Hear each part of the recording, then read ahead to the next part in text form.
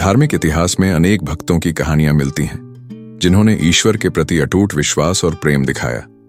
इनमें से कई कथाएं केवल लोक कथाएं नहीं बल्कि ऐतिहासिक घटनाओं पर आधारित हैं। ऐसी ही एक सच्ची कहानी है भक्त नरसी मेहता की, जो भगवान श्री कृष्ण के अनन्य भक्त थे। नरसी मेहता का जन्म गुजरात के जूनागढ़ में एक ब्राह्मण परिवार में हुआ था। वे जन्म से ही कृष्ण भक्ति में रुचि रखते थे और सांसारिक मामलों से दूर रहते थे। वे अधिकतर समय भजन कीर्तन में बिताते, जिससे उनका मन तो प्रसन्न रहता, लेकिन परिवार के लोग परेशान रहते। उनकी भक्ति इतनी प्रगाढ़ थी कि वे दुनिया की किसी भी चिंता से मुक्त थे। उन्हें इस बात की भी चिंता नहीं थी कि घर में अन्न है या नहीं, पत्नी और बच्चों का पालन पोषण कैसे होगा। वे सदैव कहते, मेरा पालनहार तो स्वयं श्री कृष्ण है, वे कभी मुझे भूखा नहीं रखेंगे। परिवार के लोग अक्सर ताने मारते, भक्ति से पेट नहीं भरता, कोई काम धंधा करो, कुछ कमाओ ताकि घर चले। लेकिन नरसी मेहता इस सबसे परे थे। उनके लिए भक्ति ही सबसे बड़ा धन था। एक दिन नरसी मेहता के घर में अन्न का एक भी दाना नहीं बचा। उनकी पत्नी बहुत चिंतित हुई और बोली, आपको अपनी भक्ति से प्रेम है, लेकिन घर में बच्चों का रोना आपको सुनाई नहीं देता। ईश्वर आपकी भक्ति से प्रसन्न हो सकते हैं, लेकिन क्या वे भोजन भी भेजेंगे? नरसी मेहता मुस्कुराए और बोले, मुझे अपने ठाकुर पर पूरा भरोसा है, वे अपने भक्तों को कभी निराश नहीं करते। पत्नी ने नाराज होकर कहा, अगर भगवान ही सब कुछ देंगे तो कम से कम जाकर उन्हें याद दिलाइए कि आपके घर में अन्न नहीं है। नरसी जी को यह सुनकर हंसी आ गई, लेकिन उन्होंने कहा, ठीक है, मैं उन्हें बुलाने जा रहा हूं।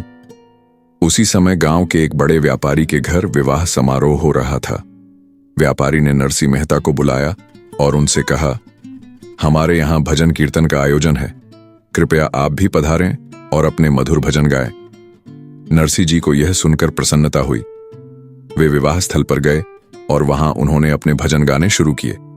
जैसे जैसे वे भगवान के प्रेम में लीन होते गए, उनका स्वर और मधुर होता गया। लोग उनके भजनों में खो गए और वातावरण भक्तिमय हो गया। समारोह के बाद व्यापारी ने नरसी जी को पारितोषिक स्वरूप कुछ धन देना चाहा, लेकिन नरसी जी ने लेने से इनकार कर दिया। उन्होंने कहा, मुझे धन की आवश्यकता नहीं, मेरे ठाकुर ही मेरी चिंता करेंगे। वहीं दूसरी ओर नरसी मेहता की पत्नी घर में चिंतित बैठी थीं। बच्चों को भूख लगी थी, लेकिन घर में कुछ भी नहीं था। तभी दरवाजे पर दस्तक हुई।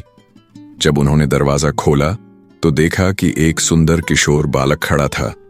वह पीले वस्त्र पहने हुए था और अत्यंत आकर्षक लग रहा था। उसके साथ कई सेवक थे जो अन्न, वस्त्र, धन और आभूषण लेकर आए थे। बालक ने नरसी मेहता की पत्नी से कहा, नरसी जी ने हमें भेजा है, यह सब आपके घर के लिए है। पत्नी ने यह देखकर आश्चर्य से पूछा, आप कौन हैं? बालक मुस्कुराया और बोला, आपके पति ने मुझे भेजा है, वे अभी भजन संध्या में व्यस्त हैं। उन्होंने कहा कि घर पर कोई तकलीफ ना हो, इसलिए यह सामान भेज रहा हूं। पत्नी को विश्वास नहीं हुआ कि उनके पति ने यह सब भेजा होगा, लेकिन फिर उन्होंने सोचा कि शायद नरसी जी को भजन के लिए अच्छा पारितोषिक मिला होगा, जिससे उन्होंने यह सब खरीद लिया होगा। सेवकों ने सारा सामान घर में रख दिया और वह बालक मुस्कुराकर चला गया। सच्चाई का पता चलता है जब नरसी मेहता घर लौटे तो उनकी पत्नी ने प्रसन्न होकर कहा, आपने तो कमाल कर दिया। आपने कहा था कि ठाकुर जी सब व्यवस्था करेंगे और सच में उन्होंने कर दी। आपने यह सब कब खरीदा? नरसी जी यह सुनकर आश्चर्यचकित हो गए। उन्होंने कहा, मैंने तो कुछ भी नहीं भेजा, मुझे तो किसी ने एक पैसा भी नहीं दिया। यह सुनकर पत्नी भी चकित रह गई। फिर दोनों को समझ में आया कि यह कोई साधारण व्यापारी नहीं था, बल्कि स्वयं श्री कृष्ण थे, जो अपने भक्त की सहायता के लिए आए थे। नरसी मेहता भाव विभोर हो गए और उनकी आंखों से अश्रुधारा बह निकली। उन्होंने ठाकुर जी के चरणों में मन ही मन प्रणाम किया और कहा, प्रभु, आपने मेरी लाज रख ली। आपने यह सिद्ध कर दिया कि सच्चा भक्त कभी अकेला नहीं होता। जब अगले दिन यह बात गांव में फैली तो लोग आश्चर्यचकित रह गए। सभी इस बात को लेकर चर्चा करने लगे कि कैसे भगवान स्वयं नरसी मेहता की सहायता के लिए आए। व्यापारी भी यह सुनकर दंग रह गया। उसने कहा, मैंने तो नरसी जी को कोई धन नहीं दिया, फिर यह सब कौन लाया? यह सुनकर सभी को यकीन हो गया कि यह कोई और नहीं बल्कि स्वयं श्री कृष्ण का चमत्कार था। नरसिंह मेहता की यह कहानी हमें यह सिखाती है कि सच्ची भक्ति करने वाले की चिंता स्वयं भगवान करते हैं। जो व्यक्ति पूरे मन, प्रेम और श्रद्धा से ठाकुर जी को समर्पित हो जाता है, उसकी रक्षा स्वयं ठाकुर जी करते हैं।